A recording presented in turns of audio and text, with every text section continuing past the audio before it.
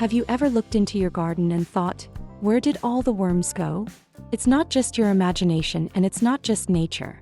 In today's video, we're going to dig deep, literally, into the surprising reasons worms are abandoning your raised beds. If you think compost and banana peels are always helpful, this might shock you. Never add citrus peels, onion skins, or garlic to your raised bed soil or compost. These create an acidic environment that harms earthworms' sensitive skin. The acid also disrupts microbial life, which worms rely on for food. You'll notice a sharp, sour smell when things go wrong. To compost correctly, follow a ratio of 2 parts dry, leaves, shredded paper, to 1 part wet, vegetable scraps. Keep the pH balanced, aim for neutral, and never dump in strong-smelling scraps all at once. This alone can restore worm activity in just a few weeks. Coffee grounds are rich in nitrogen, but in large amounts they compact soil and increase acidity. Earthworms dislike dense, low-oxygen soil, and caffeine can overstimulate their nervous systems. Never dump coffee in piles. Instead, mix small amounts with dry leaves or straw, and spread them lightly over the top layer of soil. Once a week is plenty. Always dry them out first. Wet grounds form dense mats that choke airflow and moisture. Raw wood chips pull nitrogen from your soil as they break down. This starves plants and the microbes that feed worms. Earthworms will leave in search of more balanced environments. Only use wood chips after they've composted for 6 to 12 months. Better yet, use fully broken down leaf mulch or aged compost instead. Never bury fresh chips into soil. They're best used as top mulch only, and even then sparingly. Worms need moisture, but only to a point. Too much water creates anaerobic, oxygen-poor conditions. That's when soil smells sour or rotten and worms suffocate or escape. If you press a handful of soil and water drips out, it's too wet. The goal is a damp sponge feel, moist but crumbly. Improve drainage by mixing in coarse sand or perlite. Avoid watering on a strict schedule. Check the soil first. If it's already damp below the surface, skip that watering. Also, mulch with straw or shredded leaves to retain even moisture, not saturation. Let oxygen flow and the worms will stay. Manure seems natural, but raw manure is often loaded with deworming medications used in livestock. These residues kill beneficial soil life, including worms. Even aged manure can cause problems if not composted properly. It must be hot composted at 135 to 160 degrees Fahrenheit for weeks to break down harmful bacteria and chemicals. If you use manure, ensure it's black, crumbly, and odor-free. Only then is it safe. For best results, use worm castings or composted poultry manure, which are milder and worm-safe. Never apply fresh manure to raised beds. It can burn roots, kill microbes, and scare off all the good life you need.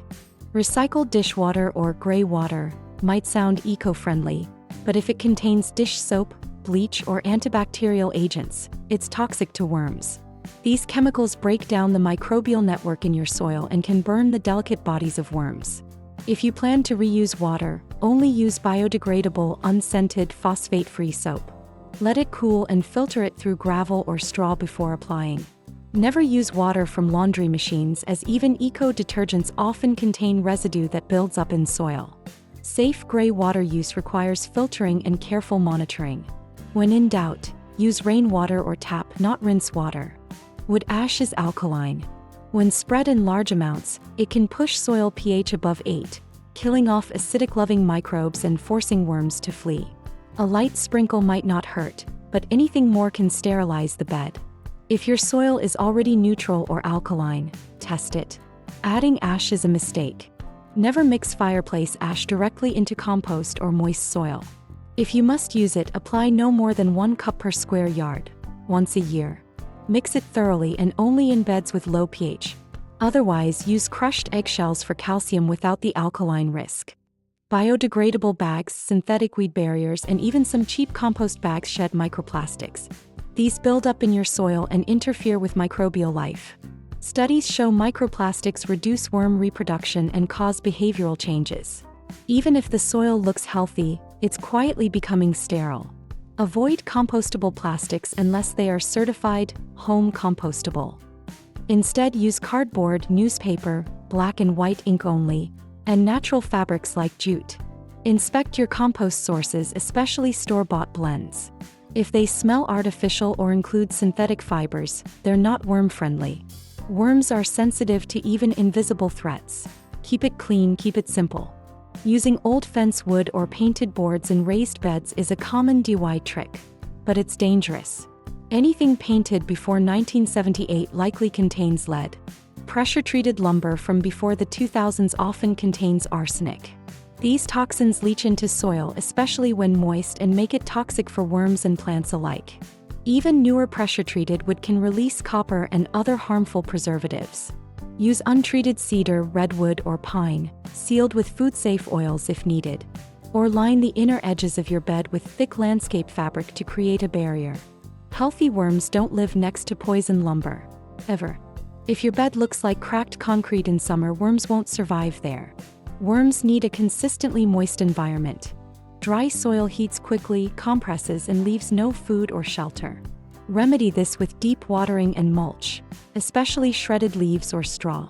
Organic matter holds moisture and feeds microbes, which in turn feed worms. Avoid bare soil. Sun and wind strip it dry fast.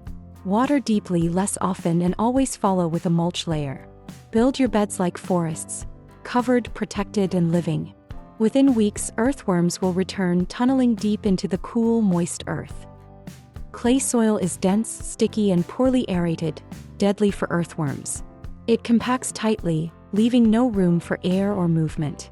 Worms breathe through their skin and require oxygen-rich soil. If your garden soil forms hard clumps or puddles easily, it's likely suffocating your worms. To fix it, don't till. Instead, top dress with compost, leaf mold, and gypsum.